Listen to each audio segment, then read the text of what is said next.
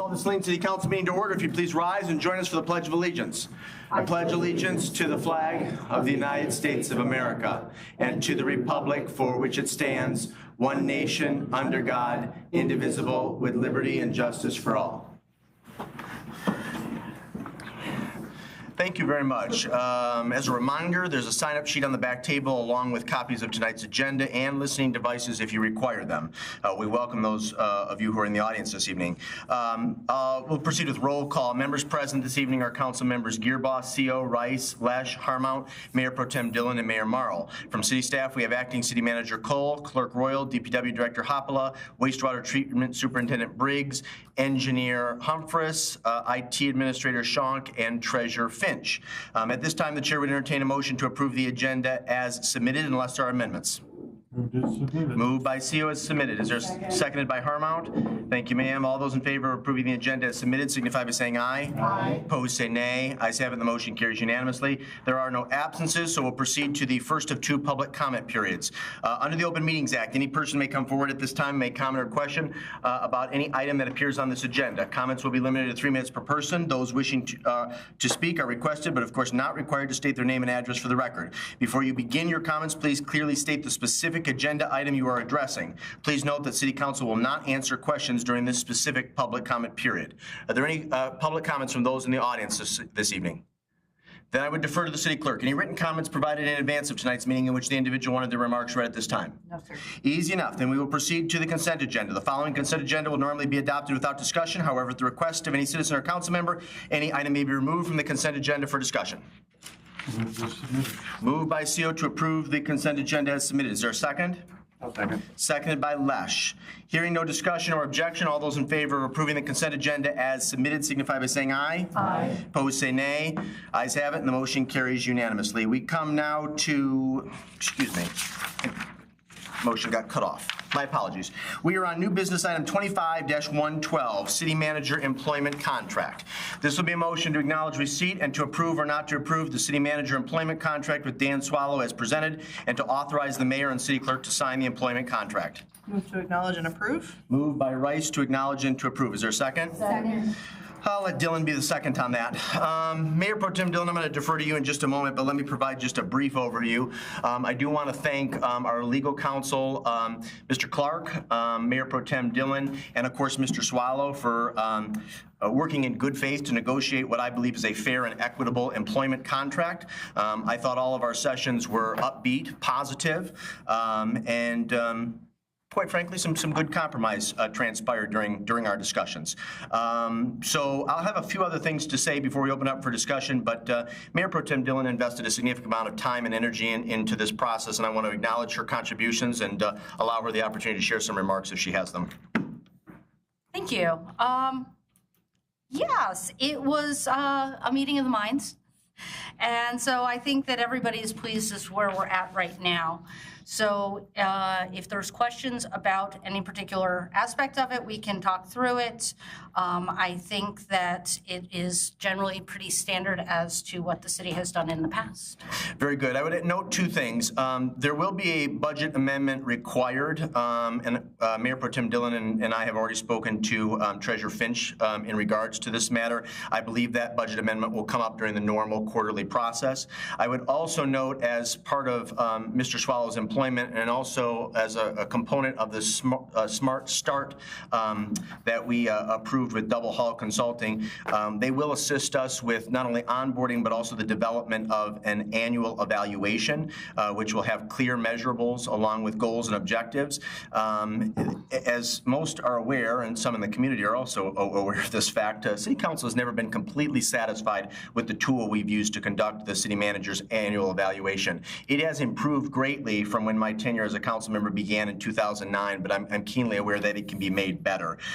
So what I'd like to do is later this week is connect some of my colleagues with Double Hall. Double Hall actually, essentially, I don't mean this in a pejorative way, but they outsource this component to James Veteran, help me again.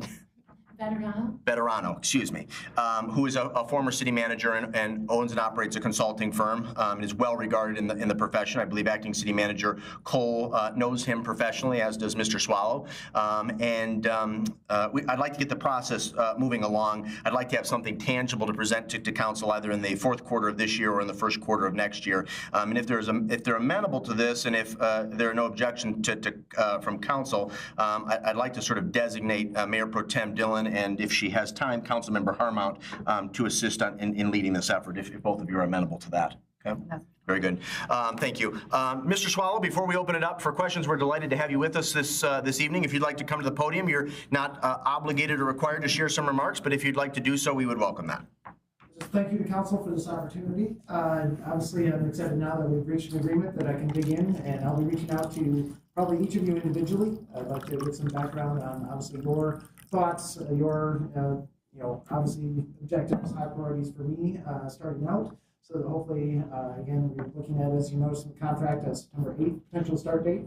So I want to have some information from you all before I actually arrive at City Hall. So thank you again for this opportunity. Looking forward to it. And I know I previously provided my cell phone contact information. So if you have other questions, feel free to reach out to me directly. So thank you very much. Very good. Thank you, Mr. Swallow. Are there any questions or comments from the dais?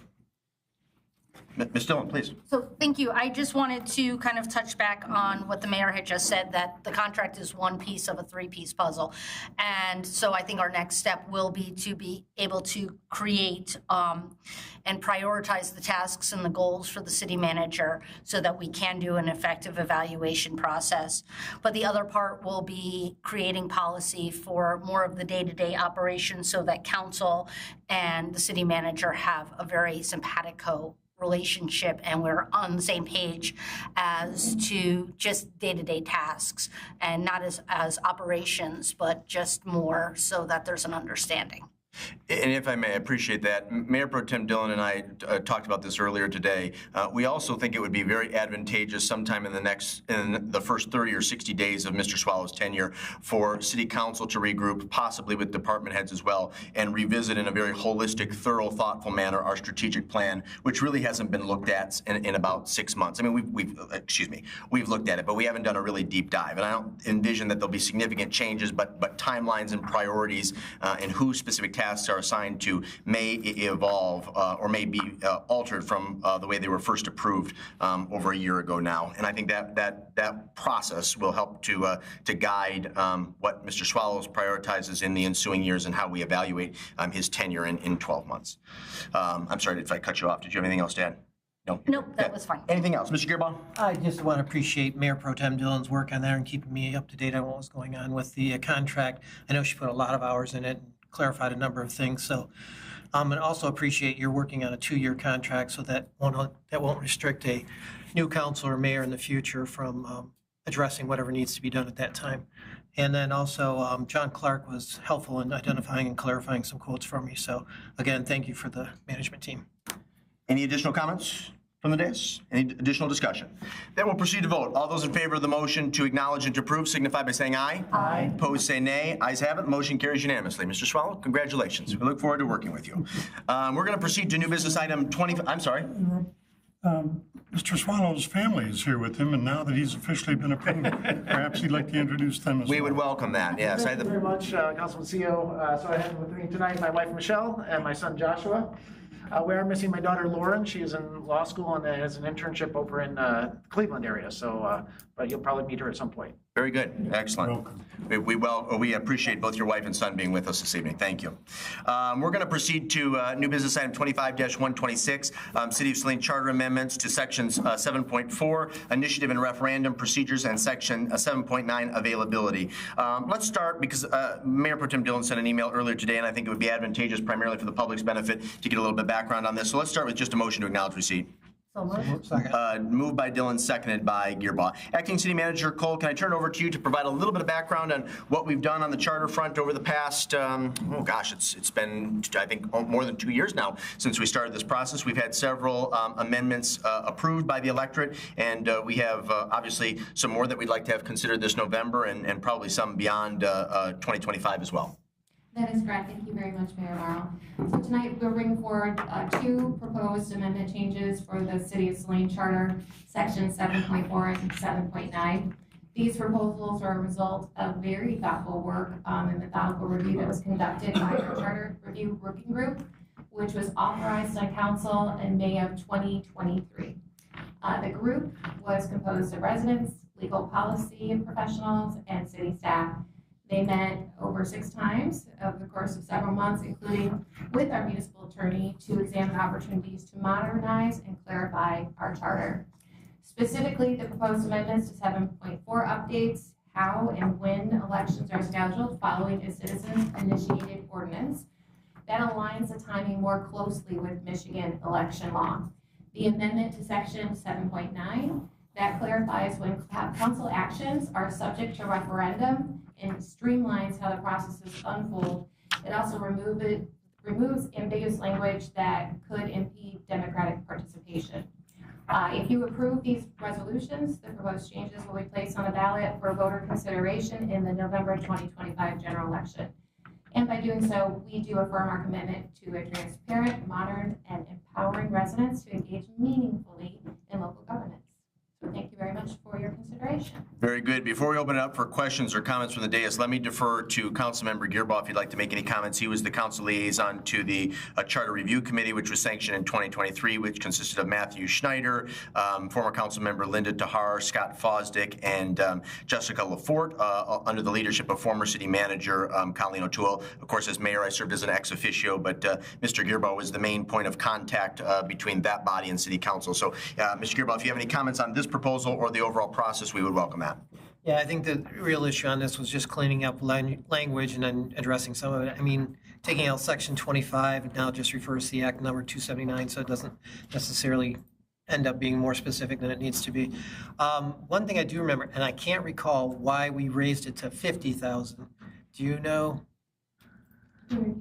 In the Section 7.9, it talks about purchases of less than 50,000. It used to be 5,000, and I don't know why we took it up 10 times. I'd rather probably put it back down to the 25,000. That's consistent with what we actually have as authorization for the manager. The reason it's in the notes, as you know, I was not part of that working group initially. Yeah, and I can't recall, and I can't find the notes. Not anywhere in the notes for the All right. Okay, so maybe consider that as an amendment, Mr. Gearbaugh, when we get to the subsequent motion to adopt. Oh, I'm sorry. Clerk Royal? That is for the public to take a decision to a vote. That's not for, that's so that if the city were to purchase something that they felt was over what the right amount was, that if it's $50,000 or more, the residents could do a referendum to take it to a vote before the city could purchase something. So it's not just for staff to purchase something, it's for a city to purchase something. Yeah, I understand that. I'm Okay. saying that was a dollar amount that I was feeling more comfortable. It's the same dollar amount we use for the city manager, so. Okay. We can consider that amendment when we get to the subsequent motion. Thank you for that. Are there any comments or questions from the dais? No? Okay. Go ahead, please. Yes. Just out of curiosity, what would happen if it went from 50,000 to 5,000? What would that? No, I think he's saying he wants to Part of the reduce it thing from is- 50 to 25. Yeah. 25, so what would that impact? Clerk Royal, does, It's more about what level. Nothing, it would just be that the residents would be able to take it to a referendum at 25,000 instead of 50. So anything that the city board of purchase that was 25,000 or more, if they did not approve of it, they could get the referendum rolling to try to stop any purchase.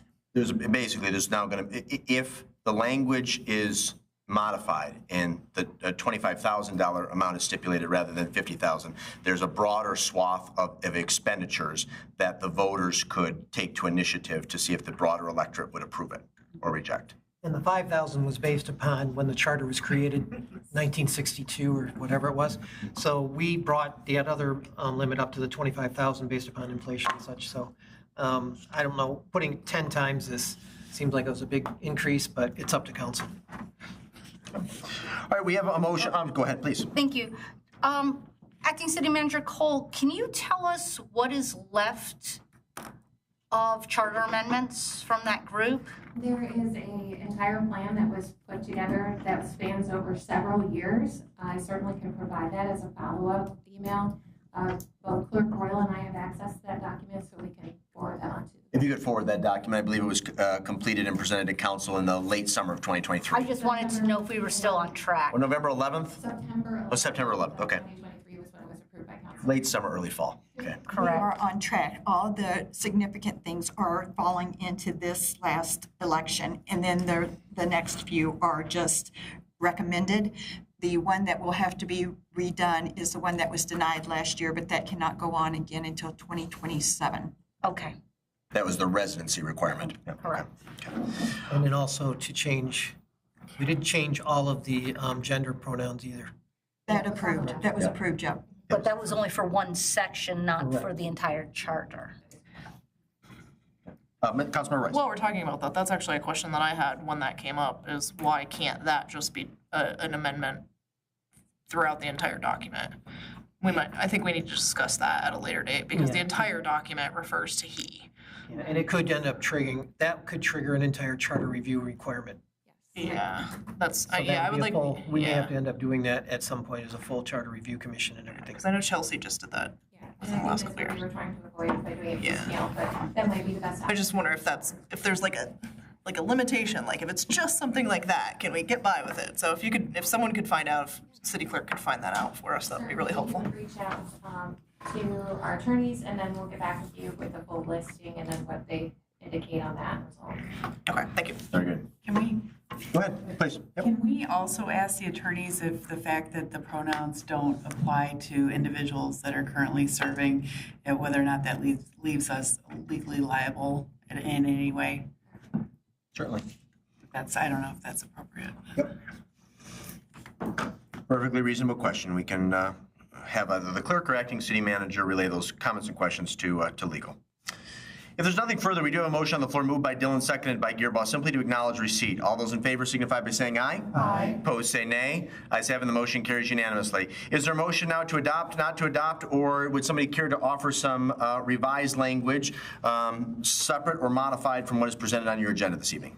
I'll move to adopt with the change from 50,000 to 25,000. Okay.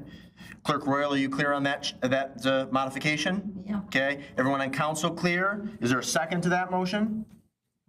Seconded by CO. Moved by Gearboss, seconded by CO to adopt, noting a change in the dollar amount of the one resolution from 50,000 down to 25,000. Is there any discussion on the motion? Councilmember Rice. I completely understand the sentiment behind it, but I do have, I hesitate simply because with the cost of goods these days, I feel like we put ourselves into a situation where something emergent or something fairly innocuous, should we get some folks who just want to kind of poke at the bear. So I think I would vote no on the amendment, but vote yes on the original that was provided in front of us. Councilmember Dillon? Mayor Pro Tem Dillon, excuse me. Thank you. I understand the spirit of what Councilmember Rice had just said. At the same time, I guess I would like to understand how many referendums have we received in the last 10 years? 0 during my tenure as council member and mayor. 0. Mr. Gearboss has a longer tenure than I do. I don't mean that in a pejorative way, but Just one, and that was with the building of the city hall. So in 1999? 1997. okay. Late 90s? 99, I should say, Yep. yeah. So with that, I would be comfortable at 25. And when was Mr. Gearboss is indeed correct. There was a referendum for the financing of City Hall. I don't know when there would have been one before that. Yeah, I can't even think of it. There might have been one, but never on a budgetary item.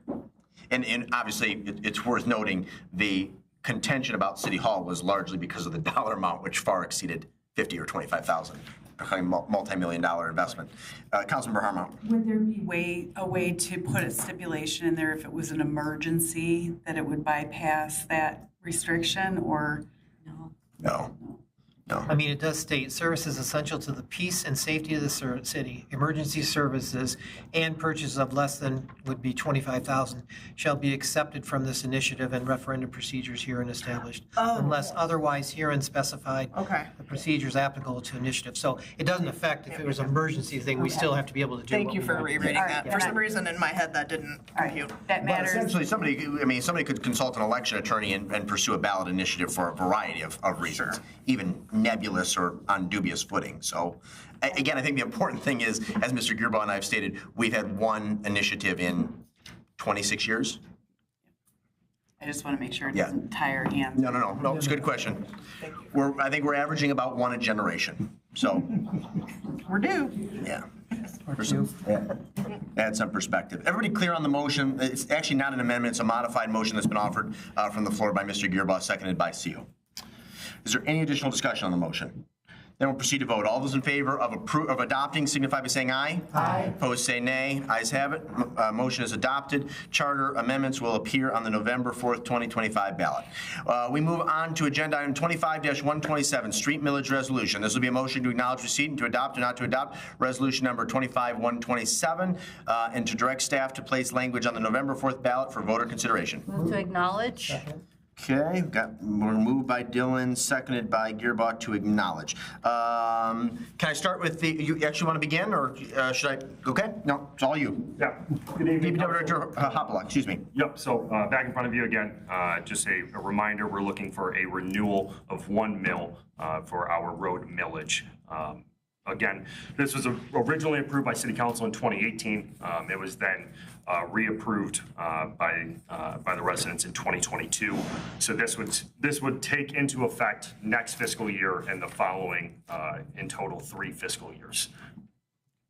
And I believe in the packet per council, per the direction of City Council, there was some supplemental material provided regarding what the dollar amount and impact would be if the millage were to be increased anywhere between, I think, 1 mil, which is what is presented and recommended by DPW Director, and 1.5. Is that correct? 1.5 mils? Okay, very good. Acting City Manager Cole, is there anything else you'd like to add regarding this matter? No, that sums it up very well. Just a reminder here that, this millage is for 3 years. And I think that the approach taken that we have a bird in hand and we want to keep it is very apropos in this situation. So I think the work of Director Hopala very much, and look forward to discussion tonight. Very good. Let's start with any questions. Any questions for Director Hopala or staff regarding some of the supplemental materials that were provided in your packet this evening? Mayor Pro Tem Dillon. Thank you. One of the things and why I was in favor of increasing the millage to maybe $1.5 million was for funding, because we do call this our street millage, but there is language in it that we can use it for sidewalks and bike paths and things like that, where we do have issues. We've had this battle cry for many years about being a walkable community, yet we have deplorable sidewalks. I would love to see some of this dollars being put toward the sidewalk plan and put our comprehensive plan out there and get it done. We have made this commitment for several years and we haven't quite made it to the finish line. And so I think that there's an opportunity there where we can kind of do the best of both worlds. We can get roads and we can get non-motorized pathways, sidewalks, bike paths, whatever the case may be. Very good. Any additional questions? Councilmember Rice? The library and the county 2024 millage, those are expiring soon, correct? Are they on the ballot for this year? Do you know? I believe the libraries. I believe the ISD has a proposal on this ballot. WISD is the only one I know of. Yeah, okay. I don't believe the library does. I think the library's coming up. I believe I just had a conversation with the director the other day, and I can't unfortunately recall it. I want to say off the top of my head, Councilmember Rice, theirs was a 20-year millage approved in, I think, either 06 or 07. Okay. That's my concern, is we have a lot of external millages. And I will say the presentation that Director Hopala gave us the other day, I feel very strongly that they are, his team is headed down the right direction with using our PASER scores. PASER? Pacer scores and really focusing on how to get our streets improved kind of holistically. I hear what Mayor Pro Tem Dillon is saying. I just don't feel like over the next couple of years that is really where our taxpayers' pocketbooks taking another hit will benefit us. I think with our new direction that we're going, I think, I'd like to see our comprehensive road plan kind of play out over the next couple of years, see where we are, and say, you know what, we do need that 1.5 millage, and then, maybe potentially put it back on in a couple of years. I feel very comfortable with the 1 mil continuation, however. Okay, very good. Councilmember Girwal? Can you clarify again, what is 1 mil? It says $500,000 in the resolution, and I'm looking for the supplemental information. It's not part of the packet. It's really truly about $600,000 right now. That's what I thought. Do we need to change that in that motion? Is this the old motion? The language in it is. 500,000. Should it read approximately 600,000? It should read approximately. Okay, all right. If we go with the 1 mil, we'll make that modification in the resolution. My only concern about going to the 1.5 that I suggested at our last meeting is that we have no idea what these tariffs and costs are going to. So whatever we're proposing right now is underestimated. And we're not going to be able to accomplish the work that we're going to do. So the extra $500,000, I know it sounds bad, but I'd rather put money into our roads and our infrastructure than I think it's going to end up going into the rec center or something else at this point in time. So I'd rather have the voters take that choice at this point, go that route. So I support the extra $500,000. Let me say a few things, and then we can consider a motion to adopt or not to adopt or any modified language that's acceptable to the chair. I appreciate the work that staff has done on this issue. Mr. Gearbaugh's points are well taken, that tariffs will certainly have an impact on our ability to conduct business and will adversely impact public expenditures here at the city of Saline. It's also true, I think this was articulated by Mayor Pro Tem Dillon 2 weeks ago, that if the 1 mil is approved for another 3 years, we will not see dramatic changes in the quality of our local or major streets. We'll make some nominal improvements, and certainly we won't be treading water as we did for the years prior to 2018 when this was first adopted. But dramatic changes will take a larger dollar amount. That said, similar to Councilmember Rice, I support the resolution as written to extend this proposal for 3 years at the 1 mil dollar amount. I think that is appropriate and prudent at this time. Again, it's only 3 years. It allows us, with new staff, with a new city manager, to evaluate this issue further over the next 12 to 24 months. And in the future, it may be appropriate and prudent to ask the electorate to approve something in excess of 1 mil. I'm also cognizant of the fact that there are other taxing jurisdictions that will be putting proposals on the ballot in the next probably 12 to 18 months. And folks, the well is finite. It doesn't include an unlimited amount of water, and we have to be mindful of the impact that our decisions that our decisions have on both residents and business owners. So again, I'm not saying I would never support something in excess of 1 mil, but I think today, August 2025, a 1 mil extension for 3 years is appropriate. That said, as the chair of City Council, I will not actively oppose the will of the majority. So if the majority want to move in a new direction, while I might not be enthusiastic, I will not do anything to undermine the decision that's made by a majority of my council members. And certainly it's true that if we are able to get additional dollars either through a millage or through a revision to Act 51 or additional allocations from the federal government, we will put those dollars to good use and execute quality infrastructure projects that have a direct and unambiguous bearing on our citizens' quality of life. Mr. Seal. I'm persuaded by the acting city manager's argument that a bird in the hand is worth a lot of money right now, as opposed to trying to take a flyer and increase the millage. Mr. Lesh. Seems like I spend a lot more time with our senior citizens in town these days. I can't figure that out at all. But, in talks with them, they especially, even the senior millage, the county millage that came up, I mean, it was a shock to their systems. And I really feel, too, that especially for that particular group of citizens, I think if we can just get that 1 mil renewal, I think we'd be doing well. Very good. We have a motion on the floor simply to acknowledge receipt, and then we can consider the resolution as presented or amended. It was moved by Dillon, seconded by Gearbaugh to acknowledge receipt. All those in favor say aye. Aye. Opposed say nay. Ayes have it, the motion carries unanimously. Is there a motion now to adopt or not to adopt resolution number 25-127, noting that there probably is a required amendment or modification, and that is specific to the dollar amount. I think it states 500,000, and it should read approximately 600,000. If we're going to go with the $1 million dollar amount as recommended by DPW Director Hoppola. Move to adopt as submitted. Okay. Second.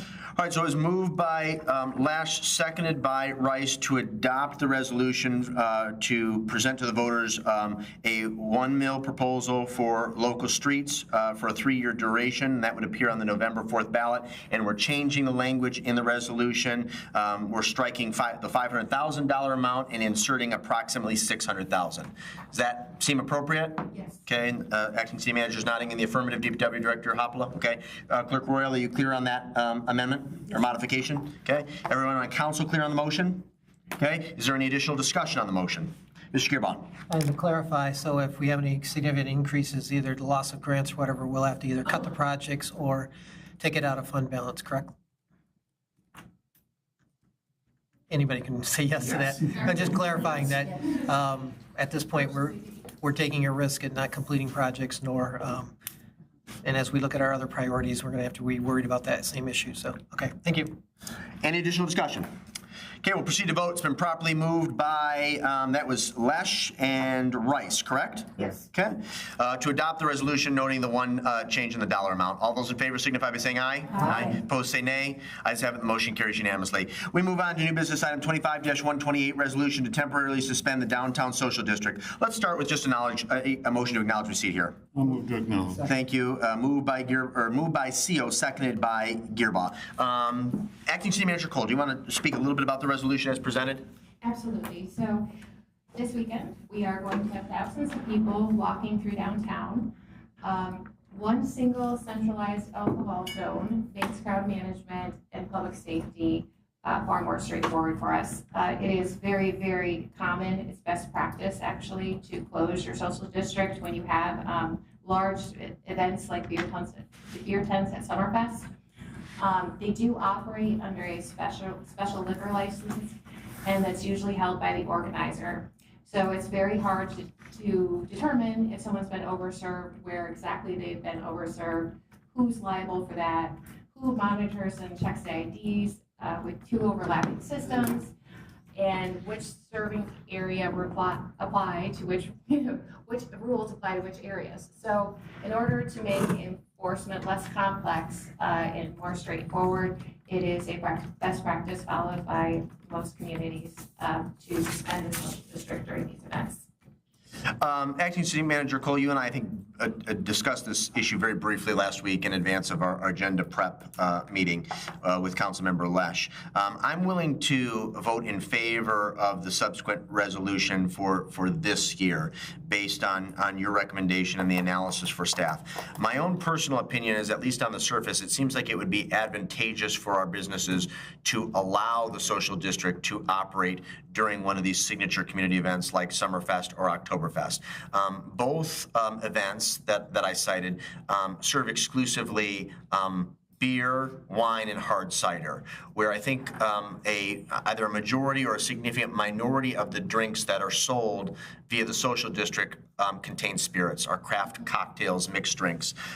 So I think that if an individual wanted to partake in a mixed drink or a cocktail during this event, they should have the ability to do so. So I'd like to look at this a little bit more holistically come 2026. I've also been, I want to give a compliment to our businesses, I've also been very impressed with how they have administered the social district, and I'm citing Max, Breck and Grill, Drop Top Pizza, and Salt specifically. I think they have been very attentive, very responsible, and I also want to compliment the residents and visitors of Saline who've been very conscientious and have also acted in a professional manner. So I will support the recommendation as presented this year. I'd like to do a bit of a deeper dive in 2026 because, again, at least on the surface, to me, it seems like it would be advantageous to continue the social district and allow our businesses to benefit from a little bit of additional revenue and provide our guests and citizens alike who are participating in these events the option of buying a spirit from one of our local establishments. Mr. Gearbaugh. And I was reading the Laura permit and everything. Doesn't the organization have to also get a special permit to use this district? So they'd have to go through a whole application process and everything, including additional liability and all that, Yes, which the organization may or may not be able to afford. Yes, that is correct. Okay. Do we know what the cost of that would be off the top of your head? I do not know the cost of that application in its entirety, but that's something else we can follow up on. Okay, very good. Mayor Pro Tem Dillon, I'm sorry. Thank you. When we created the social district, we actually talked about this, and this is not a new topic. This was something that we were very specific in our intent that we would close the social district because it was just a floodgate of how do you manage the people that are leaving one area and going to another. Currently, when you were to leave Summerfest or Oktoberfest, there are people standing there that you are not allowed to leave with a drink. I don't know, as you had indicated, how you would patrol the perimeter of the social district with that many people in it. Going to what the mayor said, being a craft cocktail gal that I am, I will say that I like that idea, and that is maybe something that we look at whether there is an opportunity to include something other than beer and wine at these gatherings. So that would be something I would be in favor of. I do want to mention, though, that, Oktoberfest is right on the heels of this. It'll be here soon enough. So will we be seeing another resolution at our next meeting for that? Yes, we will. Thank you. Yeah, either have to come at our next meeting or that first meeting in September, which I believe is the 8th. Councilmember Rice. As a previous board member of Saline Summerfest, I recognize that there are multiple issues with allowing the social district to remain open during Summerfest. One is, as Mayor Pro Tem Dillon mentioned, when you're at Summerfest or when you're at Oktoberfest, you cannot leave the premises with a drink. Therefore, they can, monitor where the drinks are going throughout the community. And there's hired security to do that. Now, if we were monitoring, if you could carry a Summerfest beer out, as you mentioned, Summerfest would have to get a different kind of license. It would be very expensive. These are two community events that are run on bare bones.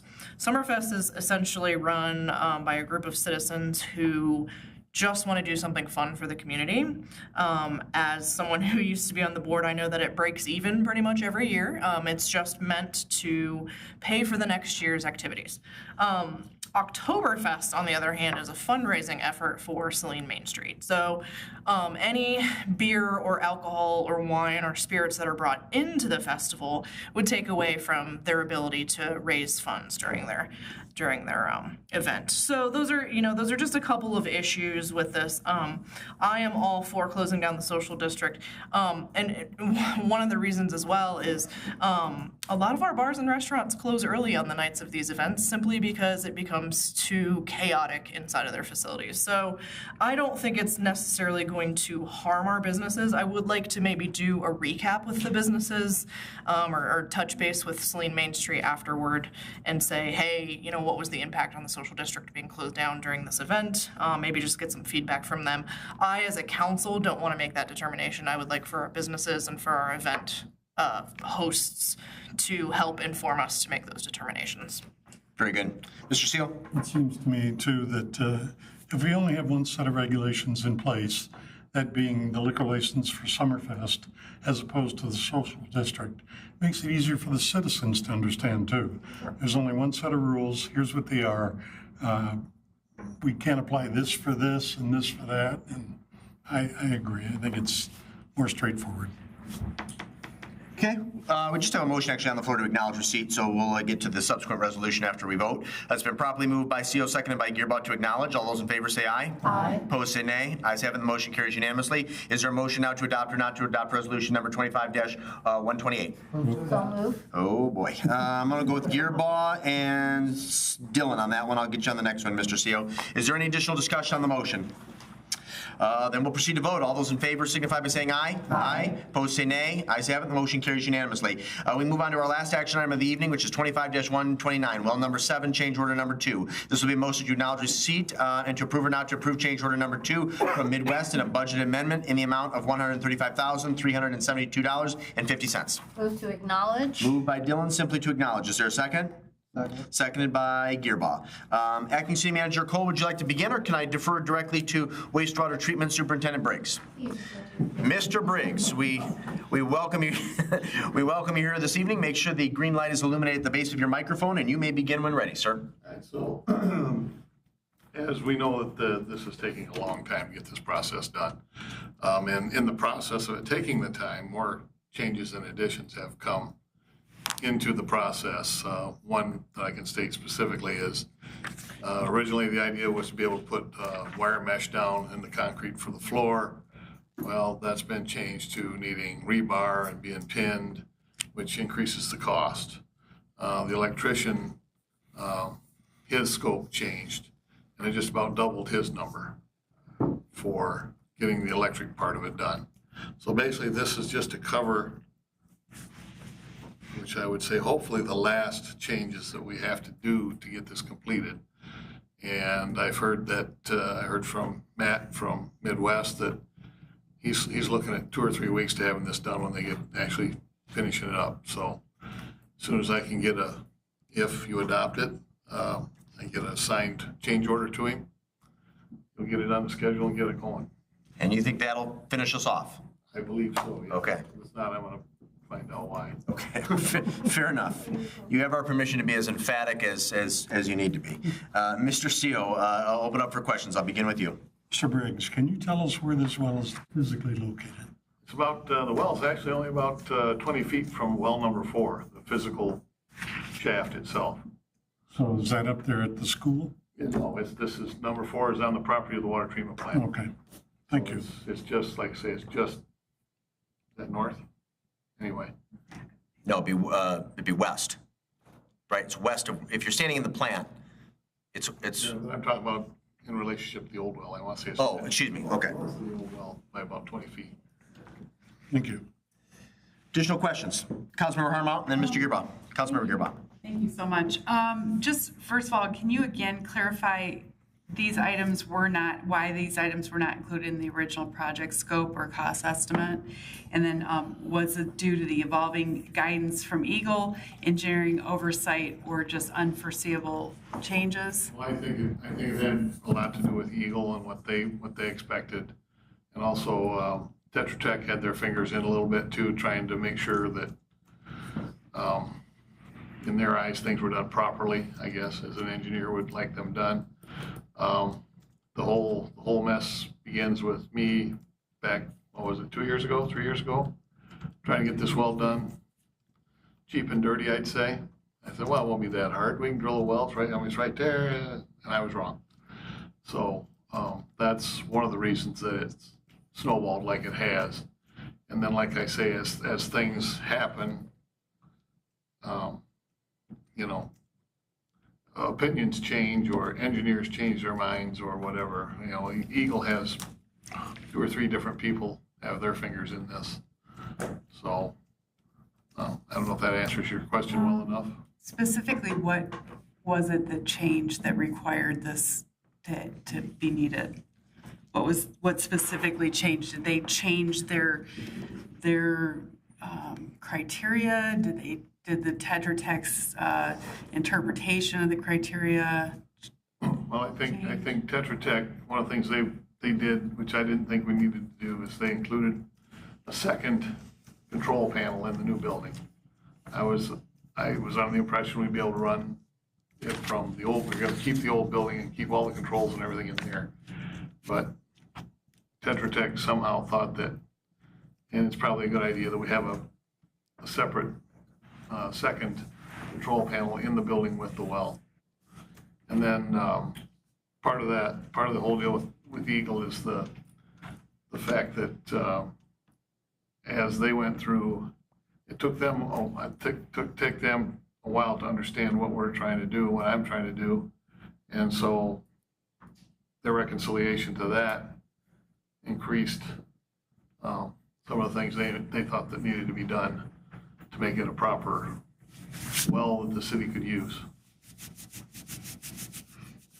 Any additional questions, Councilmember Herman? So are we sure that there are not going to be any further adjustments to this? Is this done? I mean, we've all the. I do not believe there will be any further adjustments, but I won't say anything can happen with Eagle. So 170,000 we've spent and another 135 proposed. So it's still in alignment with our budget, original budget. We had to do a budget amendment. We have to do a budget amendment for this amount. But if you really think about the whole quantity of the dollars we're spending, if I had hired an engineer to begin with and stepped through all the legal loopholes that they would want to do and things that Eagle would want to do, I do not believe that we would be spending any more money than what we're spending right now. I mean, certain things, if we had put all this stuff in the plan originally, it would cost the same amount of money as what we're ended up spending now. Anything further, Councilmember Herman? Not right now. Very good. Councilmember Gearbaugh? Going forward, and I know we may not have this situation again, but we could have something similar depending on what happens. How do you leverage our internal engineering services to assist you in these kinds of things? We hired Arcadis to help us with the wastewater treatment plant. Is there ability for you, or didn't you have the opportunity to use our internal services to assist you? I really didn't think about it, to tell you the truth. And I don't know if Tesha actually volunteered her expertise. If she has any expertise in that field, I don't know. Well, and that might be my question. I mean, going forward, how do we know now, but going forward to make sure that we leverage our internal services as well as we can for these type of situations? I think it's just having the knowledge of what it's going to take in the future. I feel that we may need another new well in the city of Saline, but I'm also working on some stuff with wells 5 and 6. If you look at their capacities, I need to confirm this with Tesha and pump curves and such, but the original well 5 was supposed to pump 1,000 gallons a minute. And it's been a long time since it's pumped that, so I don't know if it actually can or not. One of the reasons I want to get this well number 7 done is so that I can pull 5 and 6 and have them serviced and figure out what's going on with them, because 5 has deteriorated quite a bit. It's below 500 gallons a minute right now. I mean, looking tonight, we've spent about $145,000 on OHM services for flushing. I'm just trying to figure out what are we going to do in terms of wells. I know there's some talk about Yucca, which at this point in time isn't necessarily where we want to go. But I'm just trying to think, where are we going to be to do this? How much more money do we need to address for you in terms of making sure that we're meeting our capacity? Because we were all counting on well 7 to do it. Now all of a sudden, I'm feeling like we're back to square one. Well 7 will get us to meet our capacity. Like I say, it won't be that expensive, I don't believe, to repair what's wrong with 5 and 6 and get them running. My estimate right now is about $50,000 a piece. And that's pulling them and looking at the bowls and everything. But I think as far as flushing and supply of water for the city of Saline, I'm beginning to believe it's less of a well issue and more of a storage issue, and where that storage is and how it's connected to the rest of the system. Interesting. So I'm thinking potentially another water tower, even if we were to get hooked up to Yucca. If we don't have it in the water towers and something happens and we have trouble getting it from Yucca, we're still not going to have enough water. Right. Thank you. Thank you, Mr. Gearbaugh. I'm going to jump to Mayor Pro Tem first. Mayor Pro Tem Dillon first. Councilmember Rice, she's had her hand up for a while, then I'll double back to you. Sure. Well, 7. The gift that keeps giving. So I guess I'm trying to understand how we got here today.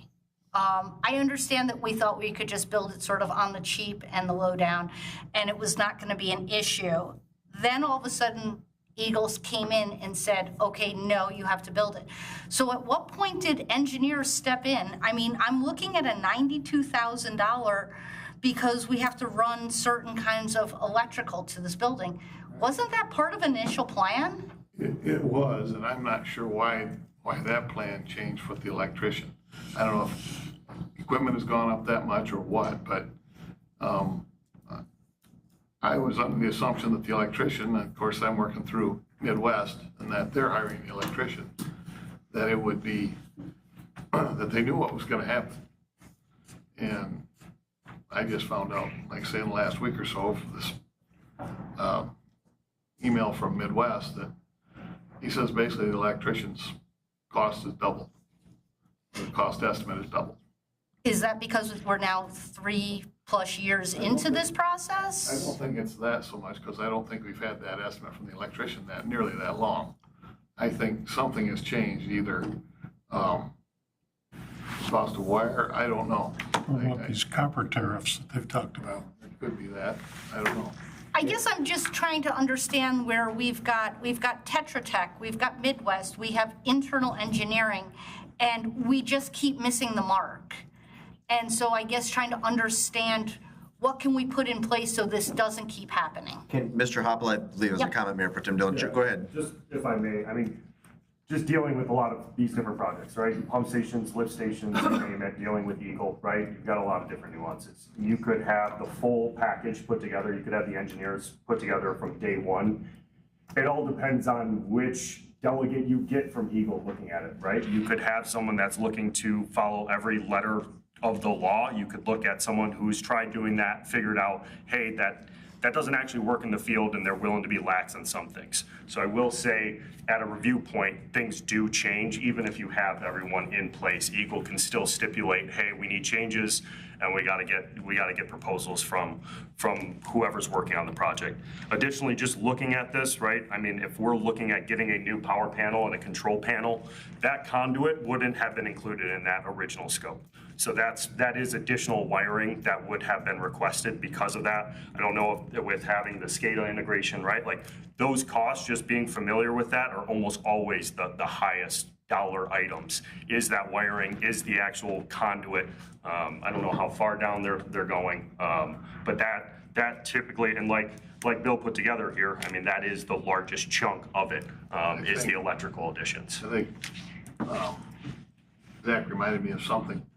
I think part of the new panel is because the old equipment doesn't interface with VT SCADA. So we have to have a panel that we can get the SCADA system to incorporate with. And again, because of that, now you've increased your wire and your conduit and that kind of thing. But again, Tetra Tech has been working on our system for years, and they understand our SCADA system. I just don't understand how these pieces keep changing. And if it is something where Eagle is continuously moving the goal line, then that's something that we need to address with our state representatives and our legislators, because that's not really fair to municipalities. If it's an error on our part, we need to determine what it is and change process. Well, I think part of it is that Tetra Tech and Midwest didn't really communicate directly very well. Part of that's my fault. So I should have stuck them in a room together and said, figure it out. And I didn't do that. So as Midwest gets information and I give it to Tetra Tech, then Tetra Tech gives me information to get back to Midwest, and I should have just stuck them together and said, hash it out, figure it out. If I may, has that deficiency been resolved moving forward? Yes. Okay. And then just one last question, which is, now what is our timeline? Again, Matt told me now he's got a little problem with scheduling because he's got people working, but he told me 2 weeks. I don't know if I take that literally as 2 weeks, but it's a very, very short period of time compared to what we've already invested in this well. So basically, all they have to do is, they've poured the collar around the well. This change order allows Midwest to go in and go ahead and finish the concrete, set the building, electrician to do his job. So however long that takes, take a few days to pour concrete, make sure it's solid, that kind of thing. Very good. Thank you. Thank you. Councilmember Rice. 2 questions, kind of just reiterating some things that you said previously, Mr. Briggs. So at the beginning of this project and kind of what you're seeing going forward, should we have issues to deal with the other 2 wells, we're just gonna start right off the bat with Eagle now instead of kind of creating our own plan, because that's sort of where we went wrong. Is you had a plan and then we got to Eagle and Eagle said your plan's no good. Pretty much. Okay. I had done permits before with Eagle. True, I had not done a well through Eagle yet, but the permitting process had not been that difficult in the past, and the people haven't really changed that much. But I think the people that are in Eagle now either have more information and more tenure and have no idea what's going on when I dealt with them in the past. But yeah, that's basically what it boils down to is when Eagle gave us, and we had to do the permitting, that threw a wrench into it. And then, of course, I hate to blame it all on Eagle, but if you remember, we wouldn't be this far along if Eagle hadn't let us sit on their desk for probably a year, and we hadn't had a response from them. I kept bugging him. Oh, yeah, I'll get to it. So evidently they didn't think it was an emergency enough for us. So I guess from council, what I would request is, like an after action and then some sort of a process plan going forward for things like this. Should you retire? Should we have this, second well issue? Should we need something else, just so that we don't run into these kind of 3-year-long delays in the future? But I understand what happened here. My second question is going back to the Yucca issue and when, and I see that Engineer Humphreys is here as well. When do we expect that report about our entire water distribution system, or whatever we're calling it? Come to the podium. Do we expect to get something in the next 90 days? I thought it was by year end, yes. By year end? Okay. Okay. So received by in December 2025? Yes. Okay. Which means, let's be clear, which means you and your colleagues on staff receive it and review it internally and then schedule a time for it to be presented to council, or it should be presented to council in December? The goal is to have the report done by year end. Yes, Okay. have the report done by year end, which is evaluating the feasibility of that connection. Okay. And Mr. Briggs, Yes. but between now and then, do we have imminent work that needs to be done on the other 2 wells? Well, like I said, as soon as we get well 7 up and running, well number 5 is well below capacity. And I'm going to have Peerless pull that. So you'll be investigating that while we're waiting for this, and then my hesitation is don't go down too far of a path unless there's something imminent, obviously. These 2 wells need to be looked at. You should have your wells tested and maintenance. You should have somebody come and look at them at least once a year just to see what shape they're in. These wells haven't been looked at in 5 or 6 years, so. The water master plan is evaluating the overall source water. So that includes additional wells, potential of YCUA, in addition to upgrades of the plant needed to serve our ultimate demand. So all of those components go into the water master plan, which we are aiming for the end of this calendar year. Thank you very much. Appreciate that. I wanted that information for the whole community to know that we're not just focused on this. We're looking at this thing as a whole, and this. When the community hears all the troubles we've had with this one particular issue,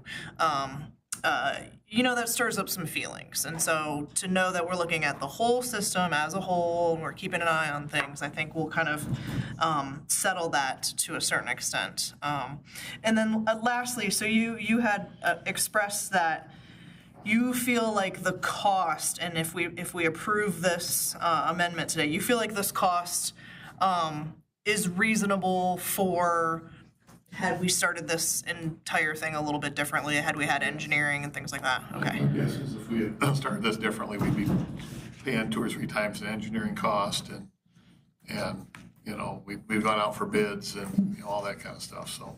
So as painful as this is, it's kind of up to par with kind of what they're actually doing here. Okay, thank you.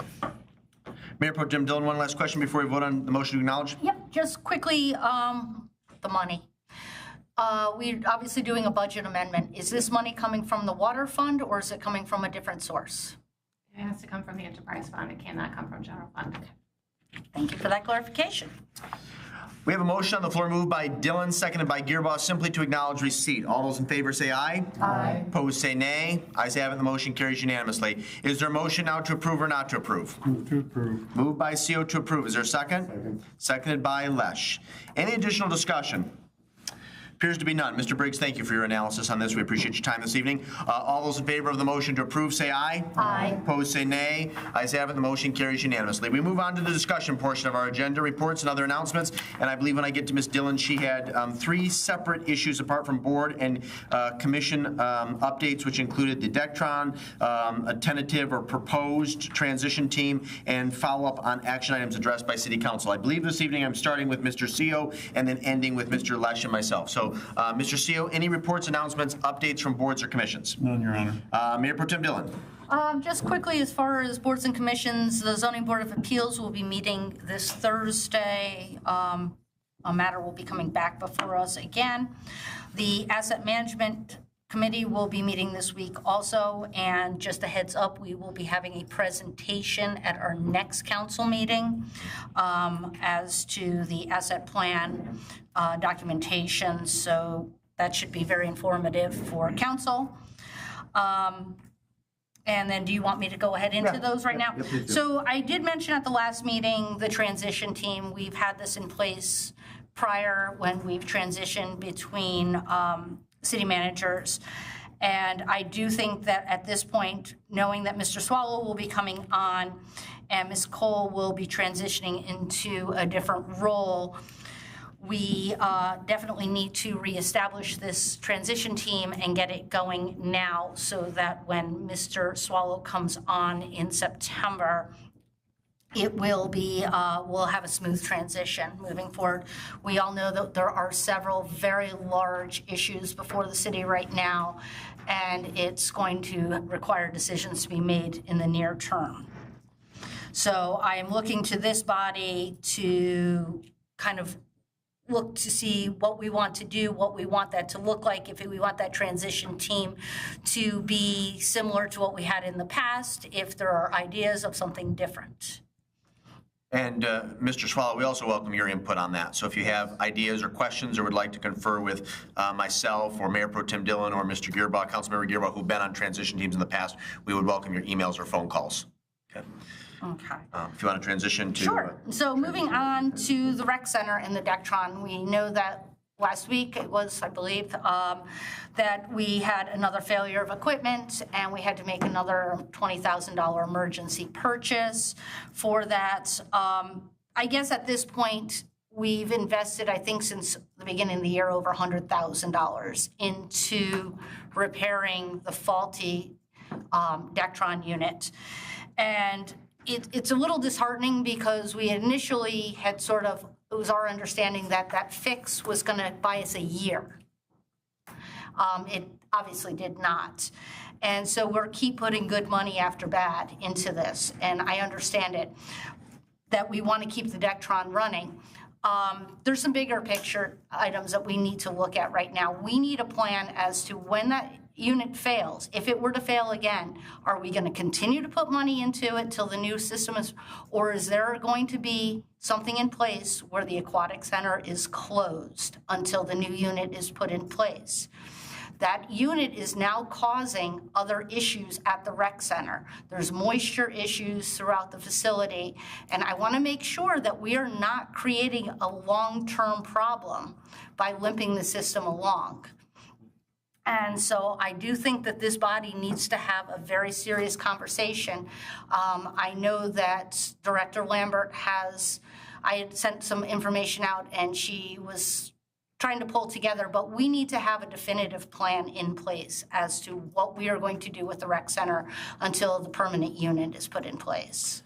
If I may, very quickly, so per a conversation I had today and previous conversations I've had with Director Lambert, we're working off the assumption that the new Dectron unit will be installed and integrated by approximately November 1st of this year. That's correct. So about 90 days.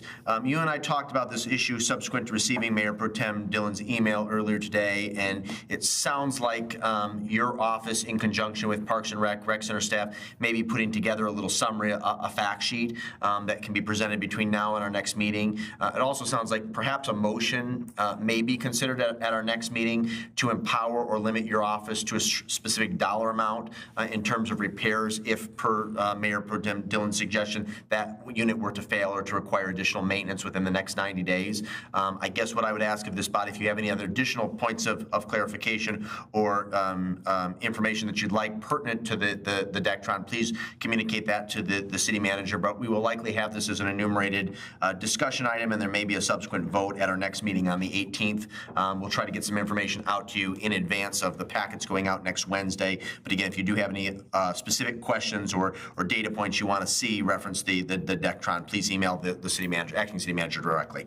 Mayor Pro Tem Dillon. Thank you. And, you know, aside from the dollars, I want to make sure that we are addressing safety. Safety of staff, safety of the patrons that are going to the rec center. That has to be paramount. And so we need to ensure that that facility is safe for people to be in at this time. So I need that to be part of that discussion, please. The last item that I had asked for was creating a follow-up action item section to our council agendas.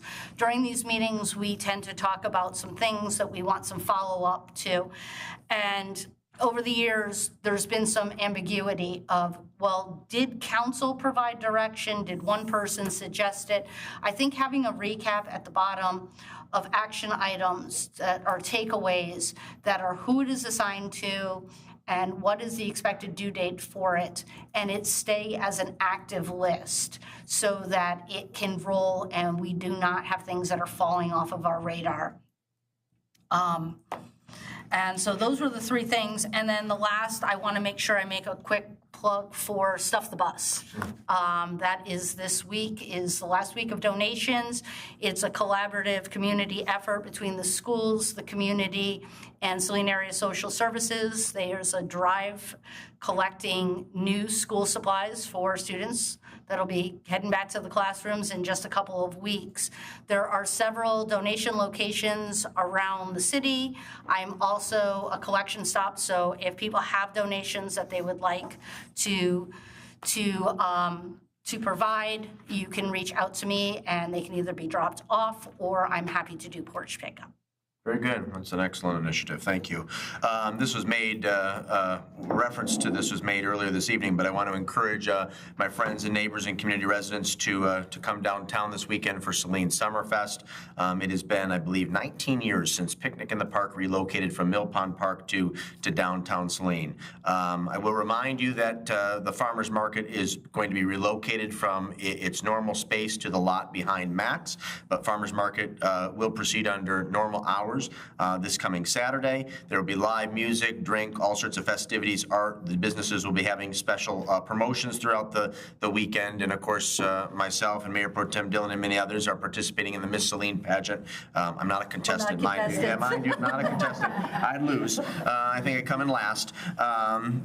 Is now part of Saline Summerfest and takes place on Saturday afternoon. And we have 12 very impressive contestants competing for the title. So a lot going on this weekend. Councilmember Rice made inference to the numerous volunteers and board members who helped to make this event possible. I want to applaud their contributions because without their leadership, there would not be a Saline Summerfest. So if you're free this weekend, please come down and join us. I think there's some other events, and I'm sure Mr. Gearbaugh will talk about one that's happening at Rensselaer Farm. Yeah, this weekend we'll be having, as part of the US 12 longest garage sale, the farm will be participating in that event on both Friday and Saturday from 9 to 5. We'll have a number of vendors there and people selling whatever they have.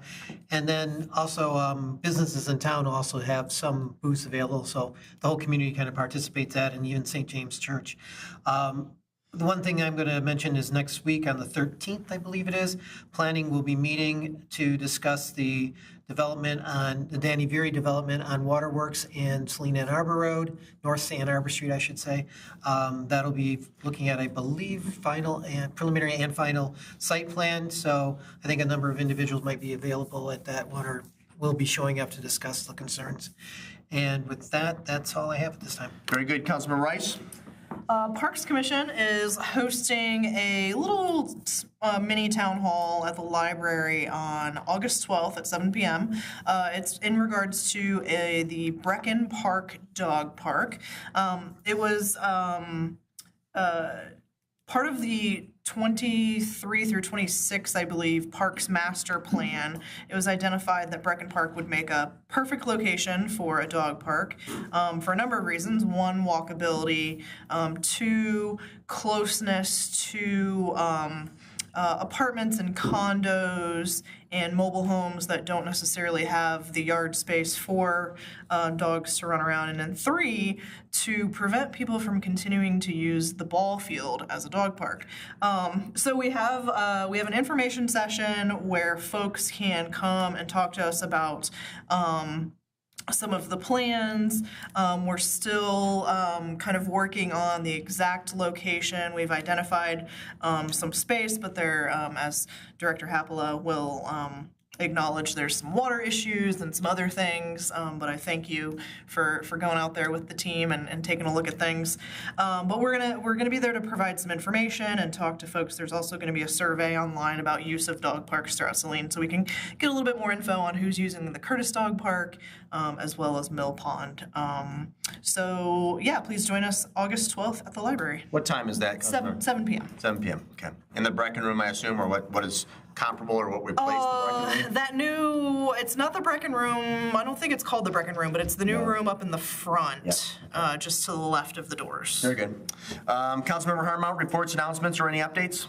Just to say the Historic District Commission will be meeting on the 14th, so if you're interested, come on by. Very good. Councilmember Lesh? Just that the city's fire service committee, is that what we're calling ourselves now, will be meeting sporadically now to come up with a recommendation to council. Very good. Let's transition to the Bixby Marionettes. It had been our hope to present a formal recommendation this evening, but as has been noted, we appear to have some diverging goals and objectives.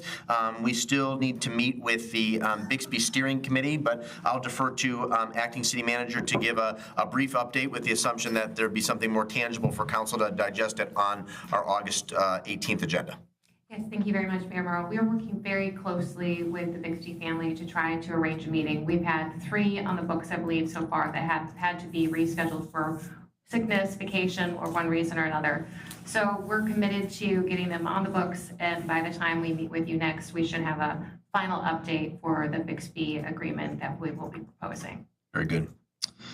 Are you speaking on behalf of the Saline Main Street Leather Bucket Alley? Okay, I would defer to you then. Yes, thank you so much. I wanted to give you a quick update on the Leather Bucket Alley art. They are now doing a call for art. It is on the Saline Main Street website, so please check it out. They're doing a call for art. It's basically a bidding process for art. So as soon as that closes, which the timeline I believe was 2 weeks that we put on it, as soon as that closes, we will gather the selections up and then be presenting those in front of council. Very good. Any questions regarding the Bixby Leather Bucket Alley? No? Okay, easy enough. If there's nothing further to be discussed during the discussion portion of tonight's agenda, the chair would be delighted to recognize a motion to convene into closed session under MCL 15.268D to consider the purchase or lease of real property. And Mr. Gearbaugh is going to be the mover, and the motion was made at 8:12 to convene into closed session. Is there a second to that motion? I'll second. Okay, moved by Gearbaugh, seconded by Seal. The clerk will please call the roll. Mr. Gearbaugh? Yes. Mr. Seal? Yes. Ms. Rice? Yes. Mr. Lesh? Yes. Ms. Harmount? Yes. Mayor Pro Tem Dillon? Yes. Mayor Morrow? Yes, we are convening into closed session at 8:12. We will reconvene at the conclusion of our closed session. Very much. Thank you. Have a great evening. Thank you.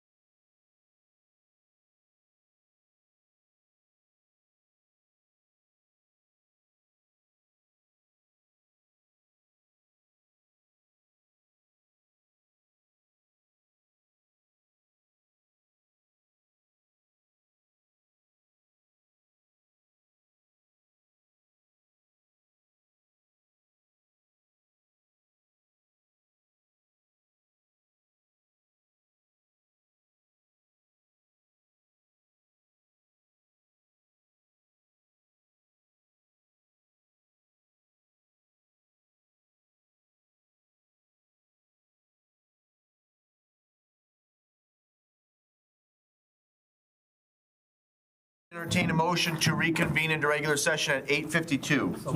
Moved by Gearball, let Gearball be the mover and CO be the second. The clerk will please call the roll. Councilmember Beerbauer? Yes. Councilmember Seal? Yes. Councilmember Rice? Yes. Councilmember Lush? Yes. Councilmember Harmel? Yes. Mayor Pro Tem Dillon? Yes. Mayor Moore? We are reconvening into regular session at 8:52. We come to the second public comment period. Under the Open Meetings Act, any person may come forward at this time, may comment to City Council. This public comment period will be limited to 3 minutes per person. Anyone who wishes to speak is requested but not required to state their name and address for the record. Please note that generally, council will not answer questions during this public comment period. Are there any citizen comments? I would defer to the city clerk. Were there any written comments provided in advance of tonight's meeting in which the individual wanted their remarks read at this time? Yes. Is there any other business to come before Saline City Council this evening? Then the chair would be happy to entertain a motion to adjourn at 8:53. So moved. Moved by Lesh, was there a second? Harmon. Seconded by Harmont was the second, thank you. All those in favor of adjourning, say aye. Aye. Opposed, say nay. Ayes have it. Meeting is adjourned, thank you all. Did you see that email from the dude from Slotkin's office? Okay. I did. All right, so Yep. he'll just follow up with you Yep. directly. Yep.